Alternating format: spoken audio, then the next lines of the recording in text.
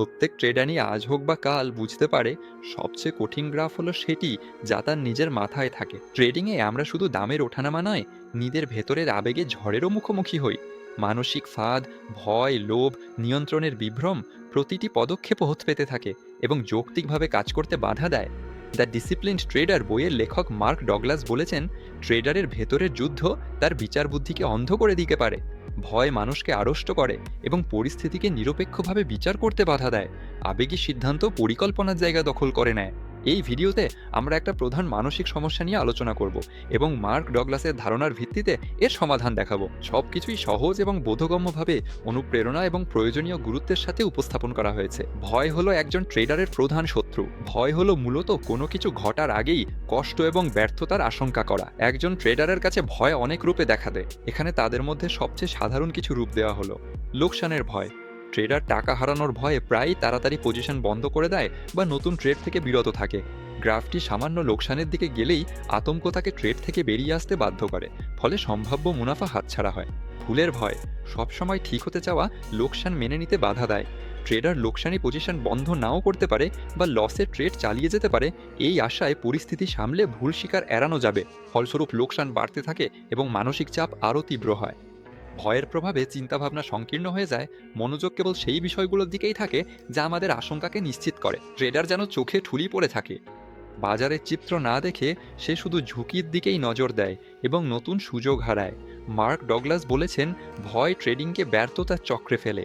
তিনি স্বীকার করেন লোকসান এড়াতে মরিয়া ছিলেন, কিন্তু উল্টোটা হয়েছে, নিজেই লোকসানের দিকে ঠেলে দিয়েছেন।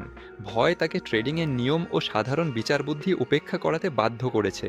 ফলস্বরূপ অনেকেই তার মতো একসময় হতাশা এবং এমনকি দেউলিয়া হওয়া দ্বারপ্রান্তে পৌঁছে যায়। কল্পনা করুন, একজন ট্রেডার পরিকল্পনা অনুযায়ী ট্রেডে ঢোকার কথা, কিন্তু শেষ মুহূর্তে সন্দেহে পড়ে যায়।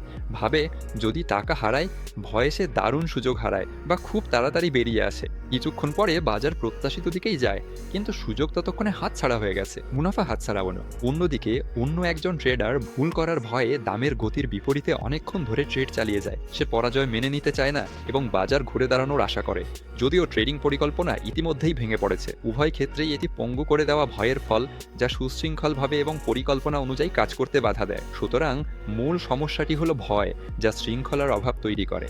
এটি আমাদের স্পষ্ট সত্যটি মেনে না নেওয়ার অনিচ্ছা থেকে আসে। লস ট্রেডিংয়ের অংশ। কোনো পরিবর্তন না হলে ভয় সিদ্ধান্ত নিয়ন্ত্রণ করবে, যা ভুলের দিকে নিয়ে যাবে। তবে সুখবর, এই সমস্যার সমাধান সম্ভব। মার্ক ডগলাস ব্যক্তিগত অভিজ্ঞতার মাধ্যমে ভয়হীন ট্রেডিংয়ের পথ খুঁজে পেয়েছেন। তার প্রধান শিক্ষাটি ঠিক এই বিষয়েই, শৃঙ্খলা এবং একজন ট্রেডারের নতুন চিন্তাভাবনা।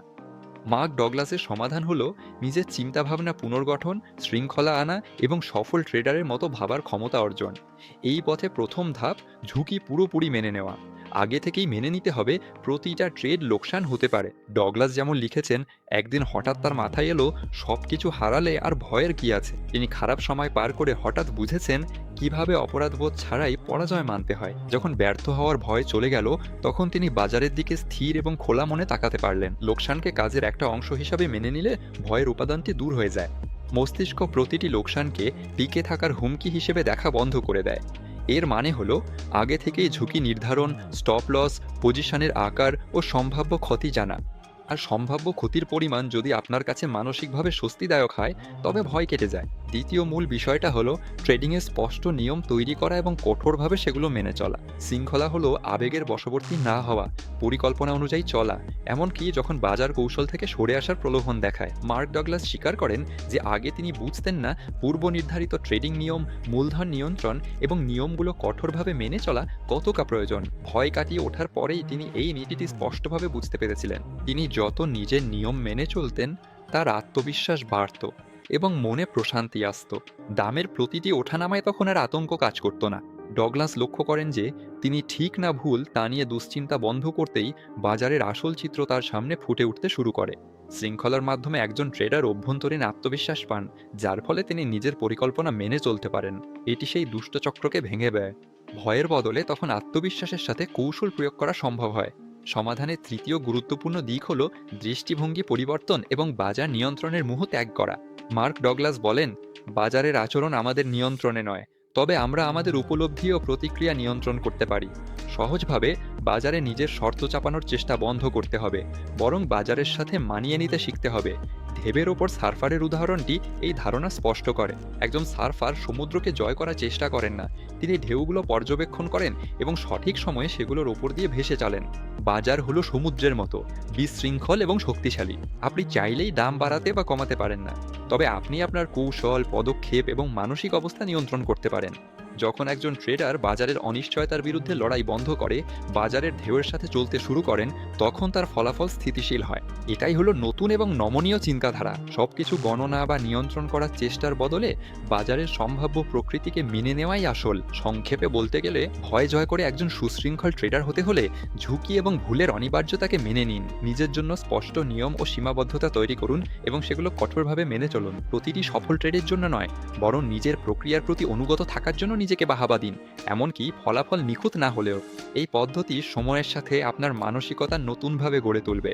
আবেগের বিশৃঙ্খলার বদলে আসবে কাজের শৃঙ্খলা ও মানসিক প্রশান্তি। মার্ক ডগলাস দেখিয়েছেন, চূড়ান্ত সাফল্য তাদেরই আসে যারা নিজেকে বদলাতে পারে। যখন আপনি অভ্যন্তরীণ শৃঙ্খলা ও ভয় থেকে মুক্ত হবেন, ট্রেডিং তখন মানসিক চাপের বদলে সুসংগঠিত প্রক্রিয়ায় পরিণত হবে। আপনি বাজারকে আরও নিরপেক্ষভাবে দেখতে পাবেন, ভেবেচিন্তে প্রতিক্রিয়া জানাবেন এবং আত্মবিশ্বাসের সাথে কাজ করবেন। আর এটাই হলো স্থিতিশীল মুনাফা এবং পেশাদারিত্বের পথ। সুশৃঙ্খল ট্রেডার হওয়া মানে নিজের ওপর জয়। এতে সময় লাগবে এবং চিন্তাধারায় কাজ করতে হবে, তবে ফল হবে চমৎকার। যখন ভয় আপনাকে আর নিয়ন্ত্রণ করবে না, তখন আপনি নিজেই নিজের সিদ্ধান্তের মালিক হবেন। মনে রাখুন, বাজার দয়া করে না, আবার নিখুঁত হতে চায় না। আপনি কতবার ভুল করেছেন এতে বাজারের কিছু যায় আসে না। আসল হলো আপনি নিজেকে কিভাবে সামলাচ্ছেন এবং নিজের কৌশল মানছেন কিনা। ভয় ও মোহ কাটিয়ে আত্মবিশ্বাসের সাথে ট্রেড করুন। এটাই হলো সেই শৃঙ্খলা যা ট্রেডিংকে একটা সুনির্দিষ্ট পেশায় পরিণত করে এবং আপনাকে একজন আত্মবিশ্বাসী ও সফল ট্রেডার বানায়।